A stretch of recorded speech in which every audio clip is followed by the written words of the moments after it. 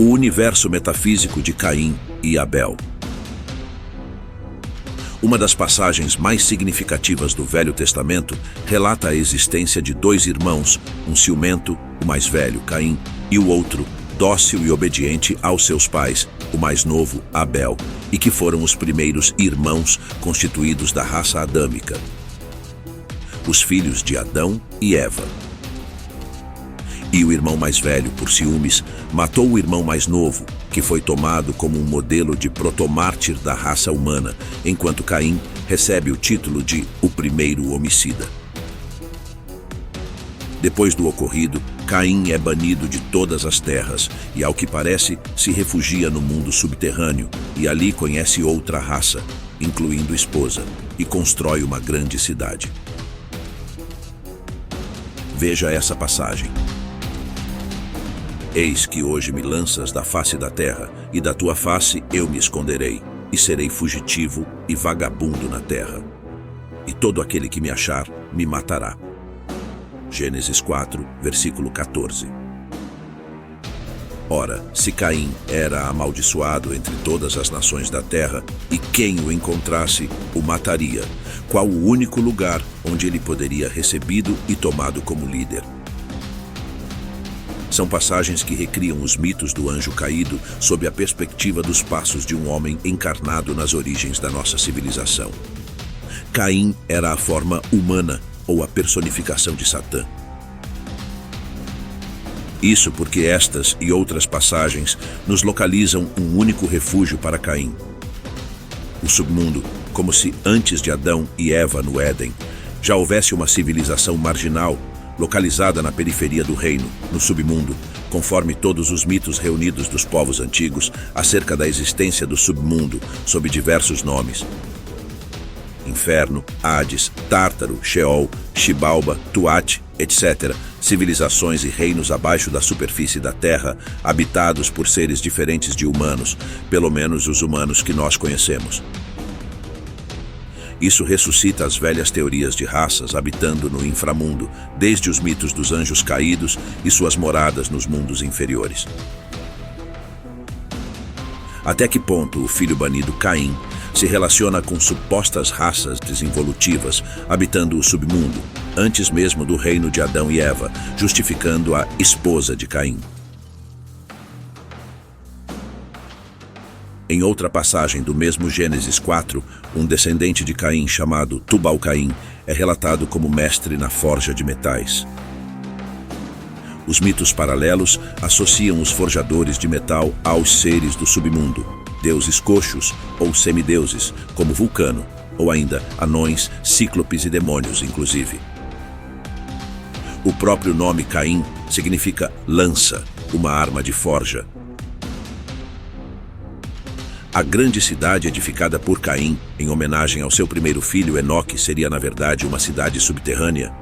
Ora, se Deus baniu Caim da face da terra, qual o único lugar onde ele poderia ser acolhido sem ser morto?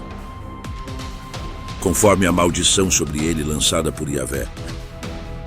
Seria essa a chave bíblica para compreendermos o polo oposto bíblico, Apocalipse, no capítulo 9, que mostra a abertura do abismo e uma raça poderosa, semelhante a gafanhotos emergindo de lá em naves e artefatos tecnológicos de destruição no final do grande ciclo.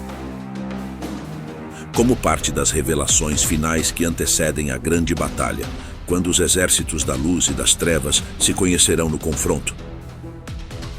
Será que a humanidade conhece mesmo a totalidade de seus inimigos e a extensão dos agentes de oposição e escravidão, quer no mundo físico, quer no plano invisível? Enquanto isso, Adão e Eva tentavam se reconstruir como família após a perda de Abel, gerando o terceiro filho, Sete, aquele que daria continuidade à genealogia humana até os nossos dias, conforme o Gênesis 5, e a lista dos patriarcas anteriores ao dilúvio, enquanto a linhagem híbrida de Caim se multiplicava nos mundos inferiores. Na verdade, a história de Caim e Abel não é nada original.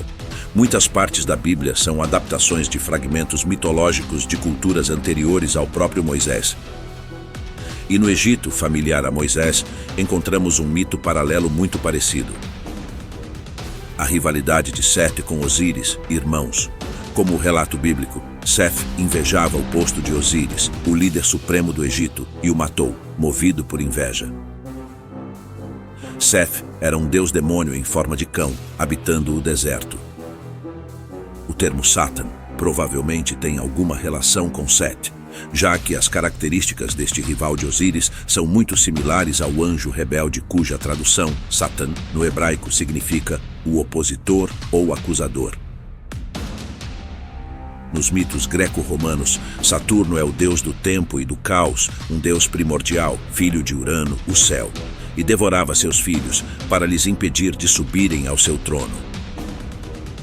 Interessante a relação com o deus Júpiter, um dos filhos de Saturno, o grande líder do universo organizado, Cosmos, que conseguiu destronar o pai e bani-lo, libertando seus irmãos e trancafiando os titãs no Tártaro. Saturno, Seth, Satan, a linha de construção mitológica é bastante similar. Há também, e em muitas passagens do Gênesis, páginas cosmológicas em outras alegorias. A primeira concepção de muitas passagens bíblicas certamente é cosmológica. Caim, o filho rebelde, foi o primogênito de Adão e Eva. E Abel, o filho segundo. Não eram gêmeos, o que significa que Caim representa as forças do caos que realmente antecedem as forças do cosmos no plano da criação. E o caos tem que possuir mesmo esse caráter destruidor, aniquilador, rebelde e satânico, anjo do fogo do caos, da destruição e da morte, contrário às leis, para dar espaço ao cosmos, que significa a ordem, o equilíbrio, a beleza e a harmonia estabelecida. Abel. E, no entanto, o caos deve ferir o cosmos para que tudo se reinicie e se renove. Antes de mais nada, essa é uma alegoria cosmológica. Os 7 dias da criação são, todos eles, páginas de uma epopeia cosmológica ainda não totalmente decifrada pela corrente de pensamento mais correta, a corrente do criacionismo evolucionário, que concorda com a alegoria de Caim e Abel, já que, no princípio, era a escuridão e as águas do caos cobrindo o vazio. Nada havia. Era algo anterior ao próprio caos, que só podemos definir como nada, no sentido de incompreensível para nós e indefinível para nossas palavras e conceitos racionais. Imediatamente após esse estado anterior indefinível, uma faísca acende a revolução. Big Bang. E então o caos, primeiro filho, se levanta com força. Tudo é fogo, tudo é explosão e matéria indiferenciada numa dança frenética de Shiva, o destruidor, preparando os caminhos do cosmos, o segundo filho, que surge quando as galáxias se definem, quando as estrelas se estabilizam e os mundos se equilibram em órbitas regulares, assumindo condições para a vida orgânica e, mais tarde, a vida consciente e inteligente. Lembrando que o primeiro anjo, Lúcifer, é tomado como um ser rebelde, precipitado no submundo de fogo, dor e caos. Enquanto o Cristo, este seria a segunda entidade do mistério divino, relacionada ao Verbo e à organização cósmica sob seu poder. A dualidade encontra o laço, a conexão dos extremos. Interessante associar o caos ao primeiro ato universal, emanação, o cosmos ao segundo, criação, e finalmente o ciclo ou movimento ao terceiro, transformação. Algo que a religião cristã interpreta como 3 forças divinas: Pai, Filho, Espírito Santo. A alegoria do segundo filho é interessante nas passagens bíblicas. Abel foi o segundo filho, e depois de sua morte nasceu Sete, o terceiro filho, o conciliador. E Abel nos reporta aos diversos cultos antigos do sacrifício do touro, como os mitos do deus Mitra. E Caim, o agente sacrificador. Ainda no Gênesis, temos outras passagens significativas, por exemplo, sobre os gêmeos de Rebeca, Jacó e Esaú, e os gêmeos de Tamar, Pérez e Zerá. Mitologias sobre os gêmeos primordiais existem em toda parte. Elas ganham muito destaque nos mitos pré-colombianos. curioso é o registro dos gêmeos de Tamar e a forma como estes gêmeos nasceram. Gênesis 38, 27 ao 30, repleta de significados ocultos. Um dos filhos, antes de nascer, aquele que seria o segundo, apenas coloca a mão para fora do ventre, a qual a parteira amarra um cordão vermelho. E depois, este filho guarda sua mão para dentro. Então saiu o primeiro filho, que por ter rompido o ventre de sua mãe foi chamado Pérez. Só depois saiu aquele filho, o segundo, com o cordão vermelho atado à mão, que foi chamado de Zerá. Pérez significa abrir, romper, e Zerá significa surgir, aparecer, brilhar, a luz. Creio que essa passagem é a chave para se compreender o simbolismo dos gêmeos e, por extensão, dos dois primeiros filhos nas relações com os dons da primogenitura e a missão estabelecida para cada um. O primogênito, ou primeiro filho, é o que se destaca por abrir o caminho no nascimento de gêmeos. Mas o que brilha, o que realmente manifesta a beleza da luz, é o segundo, o cosmos, para o qual o primeiro filho, Caos, abriu caminho. O universo é o ventre materno, tanto que o nome da mãe deles, Tamar, vem da árvore tamareira, símbolo da criação. É como se o caos, mesmo sendo o primeiro, não se sobrepõe ao papel fundamental do segundo filho, que é o de brilhar ou de manifestar a consciência da criação espelhada na perfeição do cosmos, e para esse propósito é que a criação converge como um todo, para o qual as revoluções caóticas da matéria e da energia são apenas um canal de expressão ao que mais importa, a manifestação e a evolução da vida inteligente e do aprendizado da consciência ascendente. Ainda no Gênesis, Isaque foi o segundo filho de Abraão, donde nasceu Jacó, outro segundo filho de grande destaque, que gerou as 12 tribos de Israel numa transmissão de missão entre os segundos filhos de cada geração. Abraão, que teve outros irmãos, provavelmente foi o segundo filho, embora isso não esteja especificado. Lembrando que o primeiro filho de Abraão foi Ismael, irmão mais velho de Isaque, e somente por parte de pai, e Ismael era um homem rude, que viveu no deserto. Esaú, o primeiro filho de Isaque e irmão de Jacó, era igualmente um homem rude caçador que nasceu peludo, e que mais tarde perdeu o direito da primogenitura para Jacó, eram gêmeos, por causa de uma estratégia de sua mãe, a quem Jacó era muito afeiçoado. Aliás, os gêmeos Jacó e Esaú já começaram lutando dentro do ventre de sua mãe Rebeca, outra passagem cheia de símbolos ocultos. Esaú nasceu como um animal peludo e Jacó, liso. Essa ilustração peludo como um animal ou liso parece uma alegoria da evolução da humanidade e fala das raças que vão se refinando, se tornando menos animalescas e mais racionais e espiritualizadas. Jacó seria o selo dessa evolução espiritual e, por isso, se tornou o pai das 12 tribos de Israel, ao sustentar a luta com o anjo de Deus. Esaú tentava rebaixar Jacó com seus pés, símbolo da força bruta.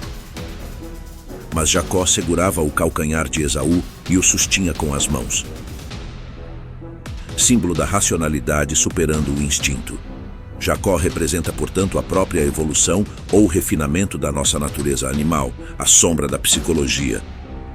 E é ajudado pela mãe, o elemento feminino da divindade, a sabedoria do amor, a instrutora dos deuses. E Esaú representa essa sombra, esse humano animalesco que nasce antes e vive na nossa própria raiz psíquica, sempre tentando subjugar o humano espiritual, também em nossa raiz psíquica, com os pés e a força instintiva.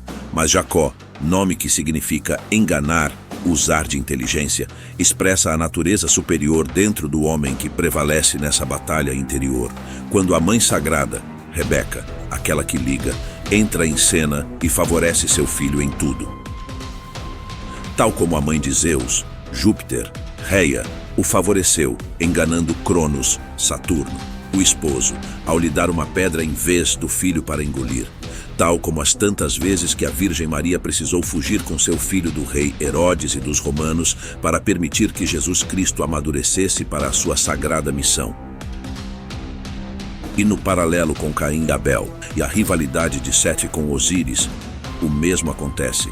É como se Caim representasse a natureza humana inferior, animalesca, cobiçosa e com sede de poder, enquanto Abel é a sua refinação, a natureza humana racional e consciente, que transcende a condição de humano para angelical ou divino através do sacrifício, da doação, desapego e do serviço desinteressado, tirando a existência do foco do ego, ilusão, e colocando-a no foco do amor, realidade.